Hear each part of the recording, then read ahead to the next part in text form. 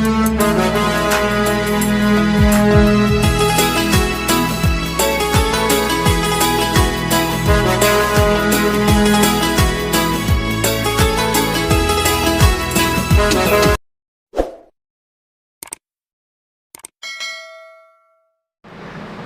ગુરુદેવ વિદ્યાર્થી મિત્રો, ધોરણ 8 વિષય હિન્દી. લાસ્ટ લેક્ચરમાં આપણે પાઠ 5 ગુજરાતી સારાંશ અનુવાદ કરી સમજ્યા હતા.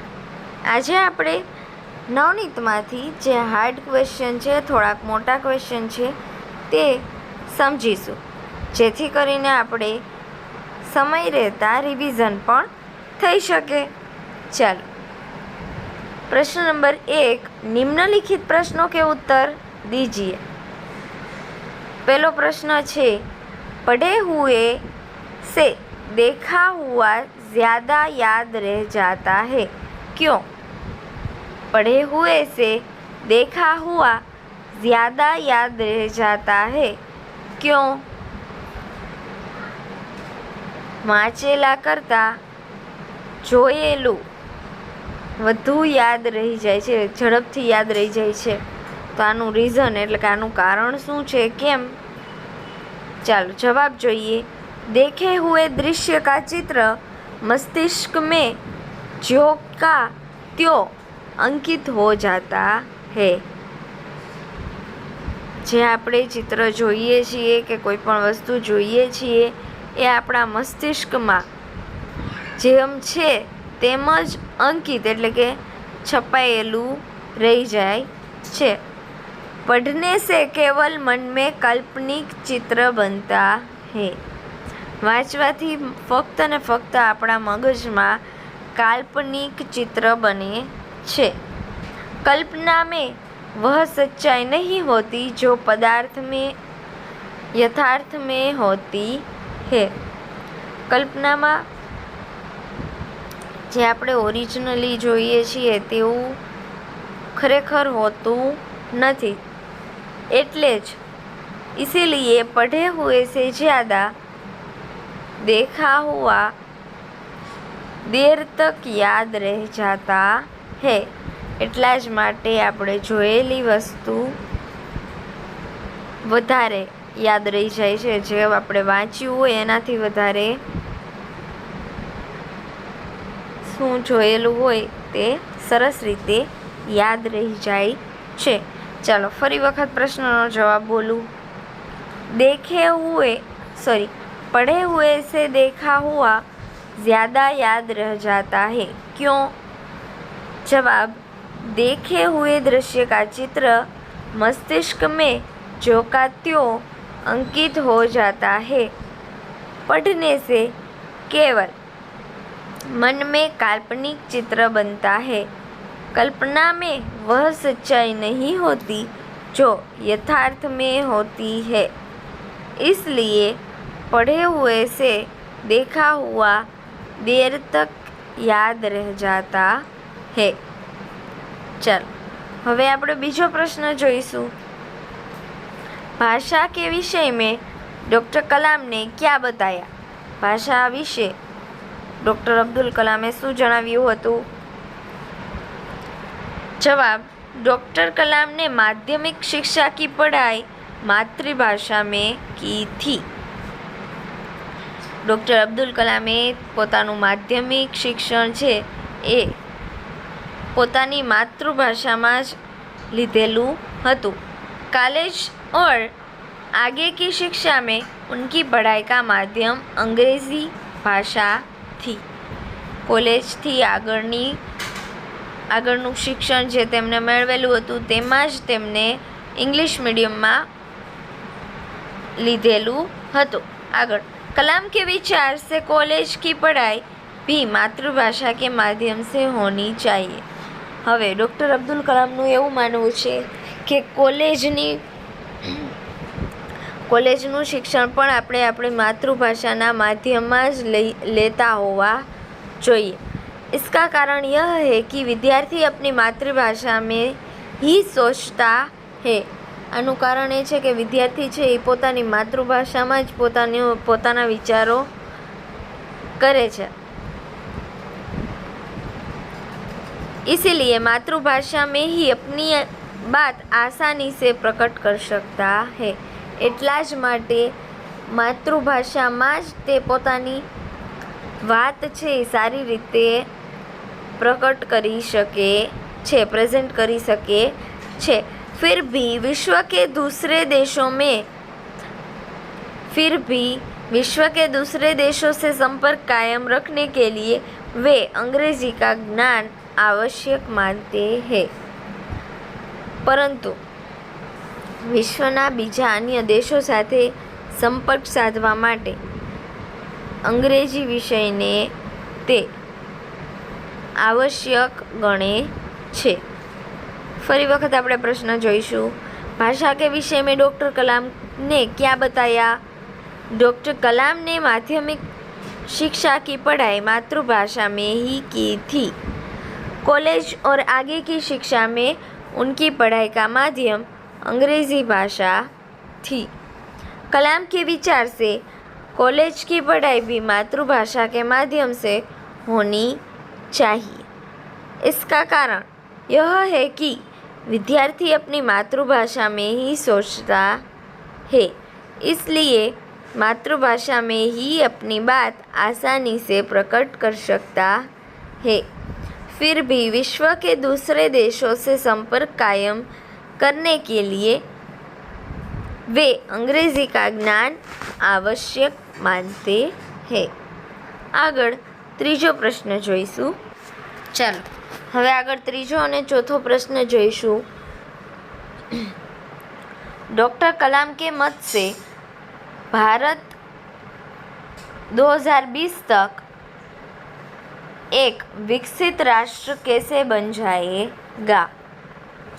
डॉक्टर कलामना मत मुजब भारत છે 2020 સુધીમાં એક વિકસિત રાષ્ટ્ર કઈ રીતે બની શકશે? ચાલો હવે જવાબ જોઈએ। डॉक्टर कलाम भारत की बढ़ती हुई जनसंख्या से चिंतित नहीं है। अब्दुल कलाम છે વસ્તી વધારાથી ભારતના વસ્તી વધારાથી चिंतित नहीं। वे मानते हैं कि स्त्रियों के शिक्षित होने से छोटा परिवार सुखी परिवार के विचार को बल मिलेगा। ए अब्दुल कलाम છે એવું માને છે કે જો સ્ત્રીઓનું શિક્ષણ વધશે અને સ્ત્રીઓ શિક્ષિત બનશે તો નાનું કુટુંબ સુખી કુટુંબ છે એ વિચારને એક બળ મળશે અને समझ। इसके अलावा हमारे यहाँ 54 करोड़ 25 वर्ष से काम 54 करोड़ लोग 25 वर्ष से कम आयु के है। ये हमारी राष्ट्रीय शक्ति है। શું કહે છે કે આના સિવાયના આપણા દેશની અંદર 54 કરોડ લોકો છે એ 25 વર્ષથી નાની ઉંમરના છે। આ જ આપણી રાષ્ટ્રીય શક્તિ છે। हमारे देश में प्राकृतिक संसाधन भी पर्याप्त मात्रा में उपलब्ध है। આપણા દેશની અંદર પ્રાકૃતિક સંસાધનો પણ पर्याप्त मात्रा છે। इन कारणों से भारत 2020 तक एक विकसित राष्ट्र बन जाएगा। आना ज कारणे भारत છે 2020 સુધીમાં विकसित राष्ट्र बनी जशे ऐसा डॉक्टर कलाम मानते हैं। आवू डॉक्टर अब्दुल कलाम છે તે માને છે। बराबर। હવે આપણે ફરી વખત પ્રશ્ન જોઈશું। डॉक्टर कलाम के मत से भारत 2020 तक एक विकसित राष्ट्र कैसे बन जाएगा? जवाब, डॉक्टर कलाम भारत की बढ़ती हुई जनसंख्या से चिंतित नहीं है। वे मानते हैं कि स्त्रियों के शिक्षित होने से छोटा परिवार सुखी परिवार के विचार को बल मिलेगा। इसके अलावा हमारे यहाँ 56 करोड़ लोग 25 वर्ष से कम आयु के हैं। ये हमारी राष्ट्रीय शक्ति है। हमारे देश में प्राकृतिक संसाधन भी पर्याप्त मात्रा में उपलब्ध है। इन कारणों से भारत 2020 तक एक विकसित राष्ट्र बन जाएगा, ऐसा डॉक्टर कलाम मानते हैं। चौथा प्रश्न आगे, राष्ट्र विकास में महिलाओं का क्या योगदान है? राष्ट्रीय વિકાસમાં મહિલાઓનું શું યોગદાન છે? जवाब, राष्ट्रीय विकास में महिलाओं की भूमिका पुरुषों के समान ही है।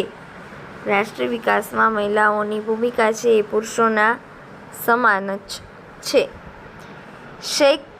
शैक्षिक और औद्योगिक प्रवृत्तियों में आज महिलाएं बढ़ चढ़कर हिस्सा ले रही है। शैक्षिक એટલે કે ભણવાની અને ઔદ્યોગિક પ્રવૃત્તિમાં આજે મહિલાઓ છે એ સરસ રીતે આગળ વધી રહી છે। सशस्त्र सेनाओं में भी पुरुषों के समान ही महिलाओं की भी नियुक्ति होती है। સેનામાં પણ પુરુષોની જેમ જ સેનાઓમાં પણ આપણે મહિલાઓની નિયુક્તિ કરવામાં આવે છે। देश की तीनों सेनाओं में पर्याप्त महिला अधिकारी है। દેશના ત્રણે સૈનિક દળમાં મહિલાઓ છે એ પર્યાપ્ત પ્રમાણમાં છે। सेना के लिए विभिन्न उपकरण बनाने में भी महिलाएं काम कर रही है। સેનાને જે ઉપયોગમાં આવતા હોય તે ઉપકરણો બનાવવામાં પણ મહિલાઓ કામ કરે છે। सेना के लिए विभिन्न उपकरण बनाने में भी महिला काम कर रही है। इस प्रकार राष्ट्रीय विकास में महिलाओं का बहुमूल्य योगदान है। आज रीते રાષ્ટ્રના વિકાસમાં મહિલાઓનું ખૂબ જ સારું અને મોટું યોગદાન છે। ફરી વખત આપણે પ્રશ્ન જોઈશું, राष्ट्र विकास में महिलाओं का क्या योगदान है? राष्ट्र विकास में महिलाओं की भूमिका पुरुषों के समान ही है। शैक्षिक और औद्योगिक प्रवृत्तियों में आज महिलाएं बढ़ चढ़कर हिस्सा ले रही है। सशस्त्र सेनाओं में भी पुरुषों के समान ही महिलाओं की भी नियुक्ति होती है। देश की तीनों सेना में पर्याप्त महिला अधिकारी है। सेना के लिए विभिन्न उपकरण बनाने में भी महिलाएं काम कर रही है। इस प्रकार राष्ट्रीय विकास में महिलाओं का बहुमूल्य योगदान है। चल હવે આગળ આપણે 5મો પ્રશ્ન જોઈશું। આ લેક્ચરનો આપણે લાસ્ટ ક્વેશ્ચન છે। હોમવર્કની અંદર તમારે આ 5 પ્રશ્નો તમારે રફ બુકની અંદર 2 times એટલે કે 2 વખત લખવાના છે। હવે આપણે છેક આવતા બુધવારે મળીશું, ત્યાં સુધી રજા છે, તો તમારે સરસ રીતે તમારી રફ બુકની અંદર આ 5 પ્રશ્નો 2 વખત લખી લેવાના છે। ओके, चलो હવે આગળ 5મો પ્રશ્ન જોઈશું। 5મો પ્રશ્ન વાંચીએ। किसी भी देश के लिए सेना का क्या महत्व है? कोई पण देश माटे सेनाનું શું મહત્વ છે? जवाब, सेना किसी भी देश का अनिवार्य अंग है। सेना છે કોઈ પણ દેશનું અનિવાર્ય અંગ છે। सेना शत्रुओं के आक्रमण से देश की रक्षा करती है। તમે બધા જ આ વસ્તુઓ આ વાત જાણો છો કે સેના છે એ દુશ્મન દેશોમાંથી શત્રુઓ છે એના સામે આપણને રક્ષણ આપે છે, આપણા દેશ આખાને રક્ષણ આપે છે અને આપણા બધાની રક્ષા કરે છે। देश में कहीं विद्रोह होने पर सेना उसे दबाती है। દેશમાં કોઈ પણ જગ્યાએ વિદ્રોહ થાય તો સેના ત્યાં જઈ અને આ જે વિદ્રોહ છે એને દબાવી અને તેનું સોલ્યુશન લાવે छे। देश में आतंकवादी घुस गए और पुलिस उनसे निपटने में सक्षम न रही तो सेना के जवान ही उनसे निपटते हैं। દેશમાં ક્યાંક આતંકવાદી ઘૂસી જાય અને પોલીસ છે એ પોતાનું કામ જે આતંકવાદીઓની સામે બરાબર રીતે બજાવી ન શકે કે સક્ષમ ન રહીએ ત્યારે સેના ત્યાં જઈ અને આતંકવાદીઓ સાથે લડી અને દેશનું रक्षण करे छे। देश में कहीं भी भीषण बाढ़ या भूकंप आया हो तो सेना संकट में पड़े लोगों को सहायता करती है। देश में कोई पण जग्याए भूकंप, तोफान के वरसादना लीधे अतिवृष्टि थई होय, पूर आवेलू होय त्यां पण तमे जाणो छो ते ज रीते सेना ત્યાં આવી અને જે લોકો ફસાયેલા હોય છે તેને મુશ્કેલીમાંથી બહાર કાઢે છે અને હેલ્પ કરે છે। इस प्रकार बाहरी या भीतरी संकट में सेना ही देशवासियों की रक्षा करती है। આવી જ રીતે દેશનું અંદરનું સંકટ કે બહારના સંકટ માટે ફક્ત ને ફક્ત સેના જ દેશની રક્ષા કરે છે। તો આજે આપણે 1 થી 5 પ્રશ્નો જોયા। ફરી વખત યાદ અપાવું કે તમારે 1 થી 5 પ્રશ્નો તમારી રફ બુકની અંદર 2 વખત લખવાના છે। ઓકે સ્ટુડન્ટ્સ, હવે આપણે નેક્સ્ટ લેક્ચરમાં મળીશું। અસ્તુ, જય ગુરુદેવ।